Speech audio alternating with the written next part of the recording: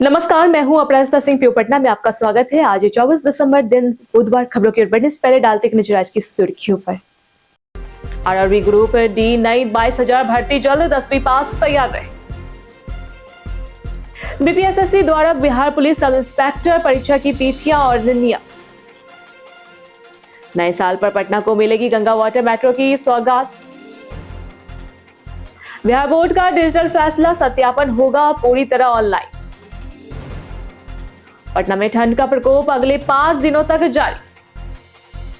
चलिए अब बढ़ते हैं आज की 21 बड़ी खबरों के विस्तार से। आरआरबी ग्रुप डी नई 22,000 भर्ती जल्द, 10वीं पास तैयार रहे। रेलवे भर्ती बोर्ड जल्दी ही 22,000 ग्रुप डी लेवल 1 पदों के लिए नोटिफिकेशन जारी करेगा। आवेदन 10वीं पास या ITI उम्मीदवार भर सकते हैं। सबसे अधिक पद ट्रैक मैनेटर ग्रेड 4 में 11,000 है। आयु सीमा 18 से 36 वर्ष से आरक्षित वर्गों के लिए छूट मिलेगी। चयन कंप्यूटर बेस्ड टेस्ट CBT और फिजिकल एबिलिटी टेस्ट PET के आधार पर होगा। CBT में जनरल साइंस, मैथमेटिक्स, रीजनिंग और करंट अफेयर्स शामिल है। पुरुष और महिलाओं के लिए अलग फिजिकल टेस्ट शर्तें हैं। केवल एक लेवल के लिए आवेदन किया जा सकता है। चयनितों को 18,000 वेतन मिलेगा। बीपीएससी SSC द्वारा बिहार पुलिस सब इंस्पेक्टर परीक्षा की तिथियां और नियम। बिहार पुलिस अधीनस्थ सेवा आयोग BPSSC ने सब इंस्पेक्टर SI भर्ती परीक्षा की तिथियां घोषित कर दी है। 1799 पदों पर नियुक्ति के लिए प्रारंभिक परीक्षा 18 और 21 जनवरी 2026 को 2 शिफ्टों में आयोजित होगी। पहली शिफ्ट सुबह 11 बजे से दोपहर 12 बजे और दूसरी शिफ्ट दोपहर 2:30 बजे से 4:30 बजे तक होगी।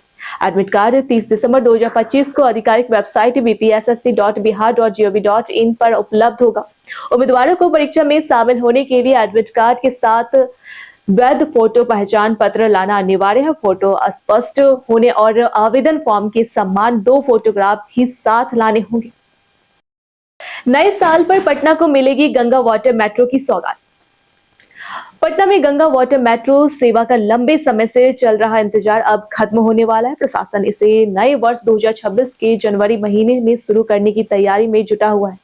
कोलकाता में निर्मित अत्याधुनिक इलेक्ट्रिक जहाज MV गोमधर कुंवर का सफल ट्रायल पूरा हो चुका है, जबकि अवकाश प्रमाण पत्र प्रक्रिया जारी है।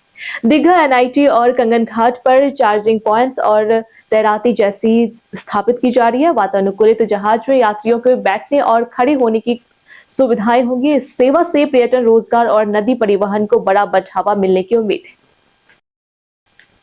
बिहार बोर्ड का डिजिटल फैसला, सत्यापन होगा पूरी तरह ऑनलाइन। बिहार विद्यालय परीक्षा समिति ने दस्तावेज सत्यापन प्रक्रिया को पूरी तरह डिजिटल कर दिया है। 1 जनवरी 2026 से मैनुअल सत्यापन बंद होगा और नए document verification system DVS software के जरिए ऑनलाइन वेरिफिकेशन किया जाएगा।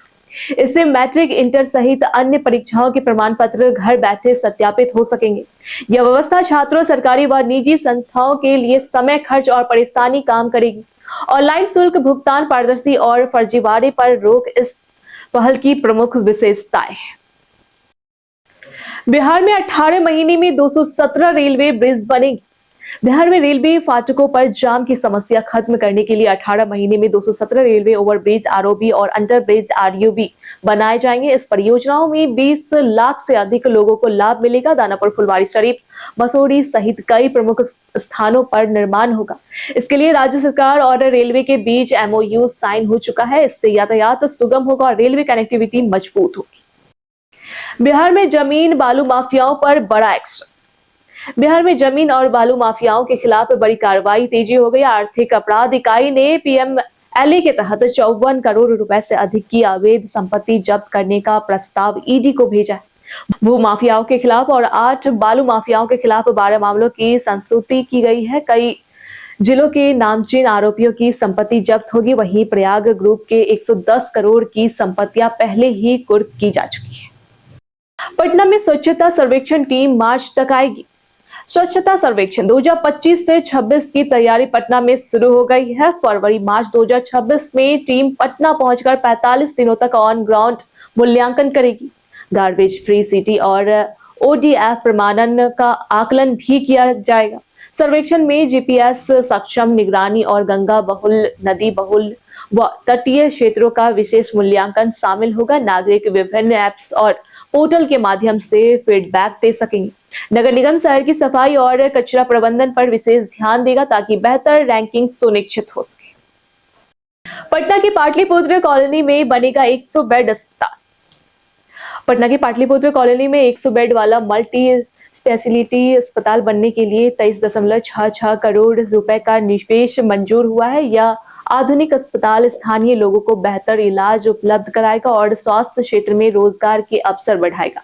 राज्य निवेश प्रोत्साहन परिषद की बैठक में कुल 19 निवेश प्रस्तावों का प्रारंभिक मंजूरी दी गई है।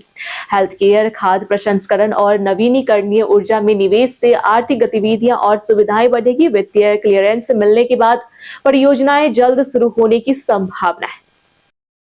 पटना में ठंड का प्रकोप अगले 5 दिनों तक जारी।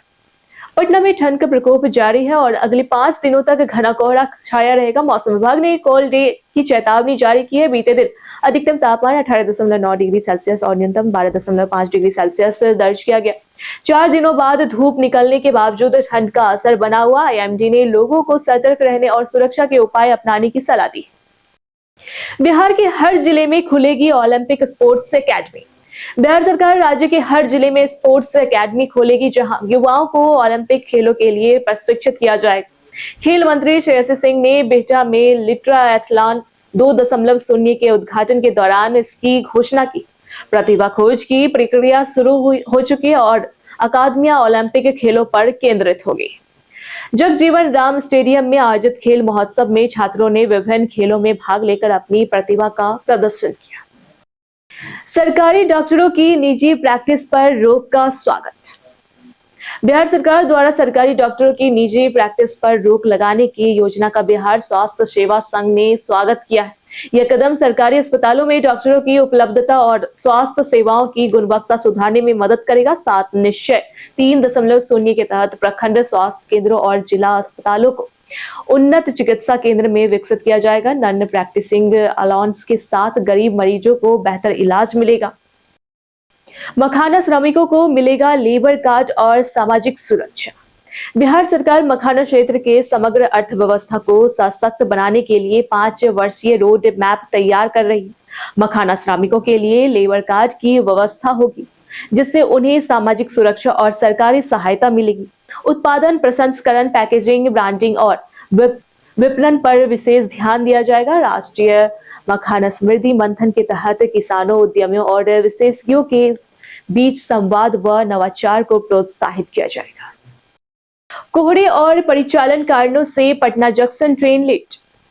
पटना जंक्शन से गुजरने वाली 32 ट्रेनें मौसम और परिचालन कारणों से लेट रही हैं। प्रमुख ट्रेनों में जयनगर पूजा स्पेशल 7 घंटे 22 मिनट, कुंभ एक्सप्रेस 6 घंटे 16 मिनट, फरक्का एक्सप्रेस 2 घंटे 33 मिनट और अमृत भारत एक्सप्रेस 2 घंटे 32 मिनट लेट रही। यात्रियों को लंबा इंतजार करना पड़ा और कनेक्टिविटी यात्राएं प्रभावित हुई। रेलवे प्रशासन ने खेद व्यक्त किया और समय पर सूचना लेने की सलाह दी। डाक विभाग एसपीडीएस योजना में छात्रों को 10% की छूट।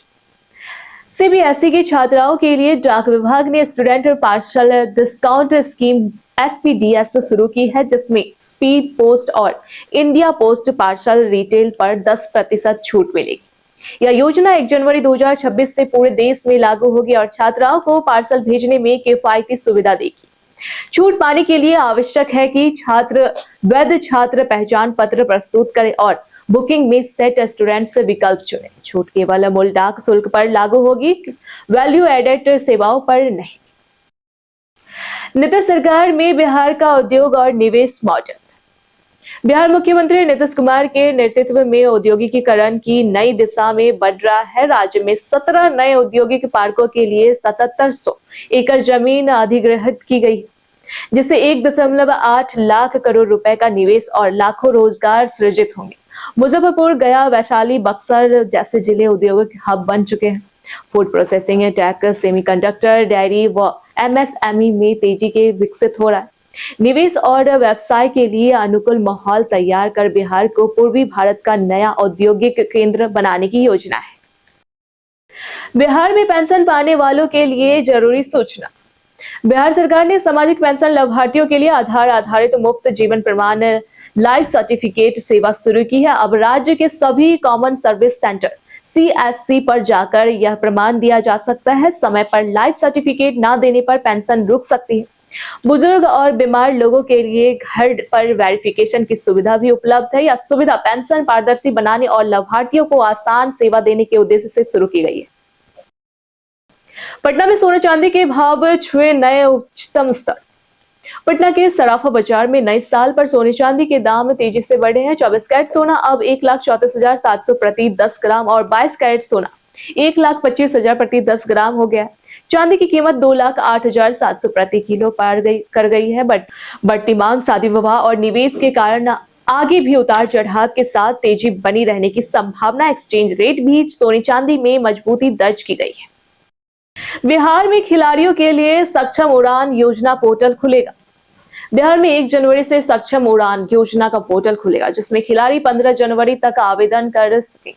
इस योजना के तहत नेशनल और इंटरनेशनल लेवल खिलाड़ियों को 5 लाख से 20 लाख रुपए तक की सालाना स्कॉलरशिप मिलेगी। योग्य खिलाड़ी कॉमनवेल्थ, ओलंपिक, एशियाई गेम्स या ऑल इंडिया यूनिवर्सिटी गेम्स में टॉप पर रहे। आवेदन के बाद टीम द्वारा स्क्रूटनी कर चयनित खिलाड़ियों को लाभ मिलेगा। पटना की साइंस सिटी अब आम जनता के लिए खुली।